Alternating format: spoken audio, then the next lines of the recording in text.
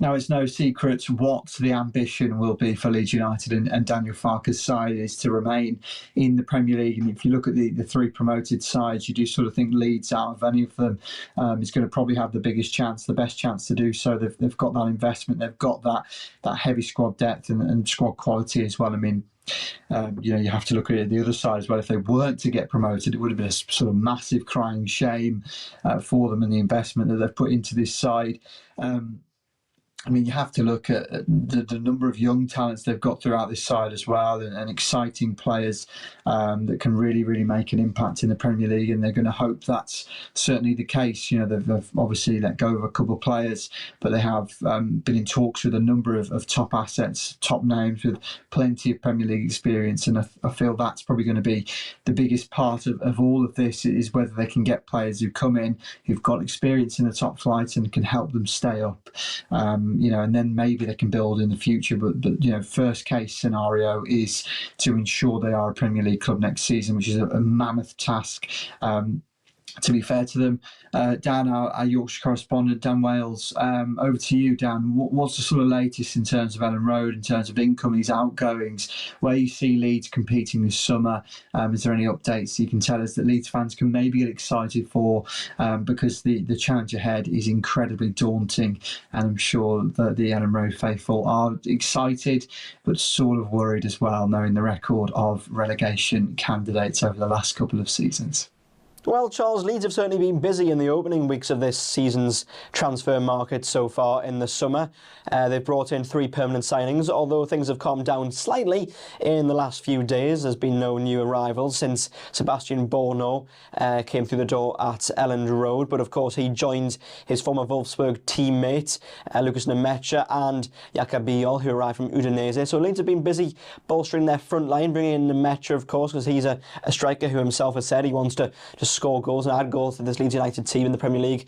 And also they've strengthened their defensive line by bringing in Biol and Borno as well. Certainly 2 big and physical defenders who they will hope can dominate strikers in the air and on the ground when it comes to playing in the Premier League in the season to come. So Leeds being busy, but things have calmed down a little bit in the last few days, as I say, since Borno came in. But you can only imagine that they've still got more business to do.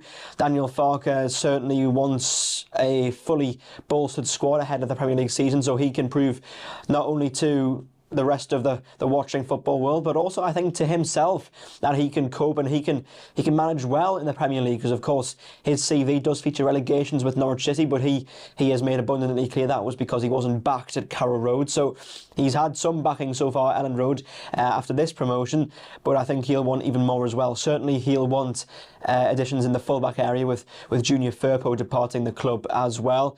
You could also argue they still perhaps want even more goals. Nemecha, yes, is a good start. They have Joel Perreault, who of course is not Premier League proven but was the Championship's top scorer last season. They've got Patrick Bamford as well, who yes is Premier League proven but is also injury prone, so you have to imagine he won't be able to last the full season, or certainly not a lot of consecutive parts of the season at least. So I think they'll still be additions, or at least parts of the squad they'll look to bring in as well. And then you think, well, do they need a goalkeeper? Quite possibly, because of course they ended the season last year with Carl Darlow, who does have Premier League experience with Newcastle United, but that was a good few years ago now.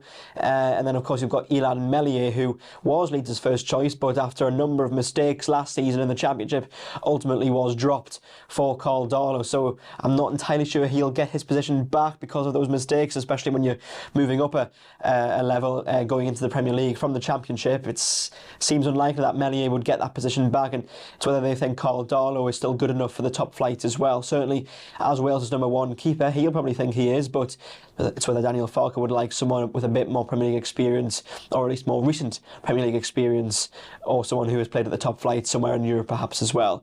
So that could be one to add. And then you think, do they need another midfielder? And then that's perhaps maybe not so sure, because they do have an abundance. You look at, obviously, Ampadu can play there. You've got Tanaka, you've got Ilya Gruev. Certainly a lot of players who can play in those roles. But I think Leeds United, their transfer business is certainly not finished yet for this summer.